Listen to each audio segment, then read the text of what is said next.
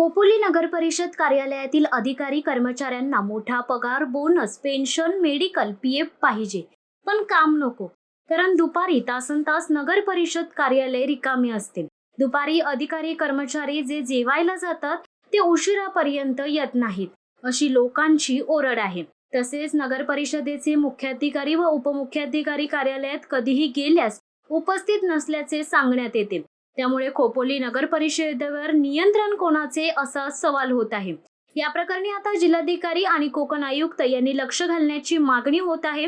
मुख्याधिकारी व उपमुख्याधिकारी कार्यालयात हजर नसतात, त्यामुळे ते नेमके कोठे जातात यासाठी वरिष्ठांनी त्यांचे हालचाल रजिस्टर तपासावे.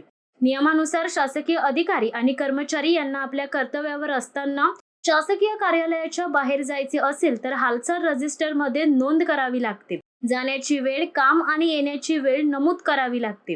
खोपोली नगर परिषद कार्यालयात हालचाल रजिस्टर नावाची वस्तू आहे का, असा सुज्ञ नागरिकांचा सवाल आहे. खोपोली नगर परिषद कार्यालयात लोकसेवक असणाऱ्या अधिकाऱ्यांना साहेब म्हणावे लागते. साहेब कोठे आहेत असे लोकांनी विचारल्यावर जेवायला गेले आहेत, कधी येतील माहित नाही असे उत्तर मिळते. कधी कधी साहेबांचे ऑडिट चालू आहे असेही उत्तर मिळते.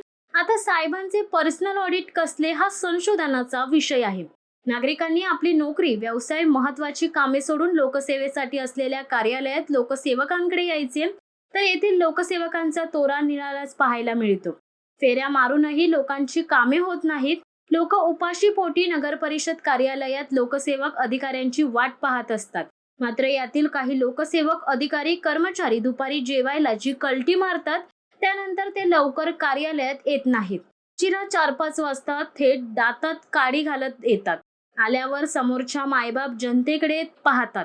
उद्या या, आज इंटरनेट प्रॉब्लेम असून साईट बंद आहे, आम्हाला दुसरी कामे आहेत, मशीन नसल्यामुळे काम करता येत नाही, अशी पडतडीतली उत्तरे दिली जातात.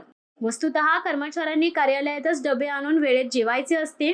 मात्र खोपोली नगर परिषदेचे अधिकारी कर्मचारी घरी जेवायला का जातात याचे उत्तर खोपोलीकरांना अपेक्षित आहे.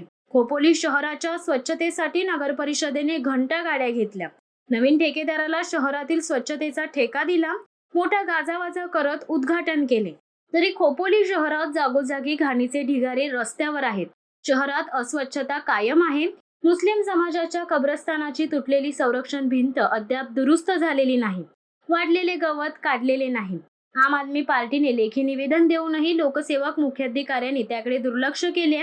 पत्रकारांनी माहितीसाठी फोन केल्यावर मुख्याधिकारी यांनी फोन उचलण्याची तसदी घेतली नाही. मुख्याधिकारी सरकारी नोकर लोकसेवक, तर पत्रकार लोकशाहीचा चौथा स्तंभ.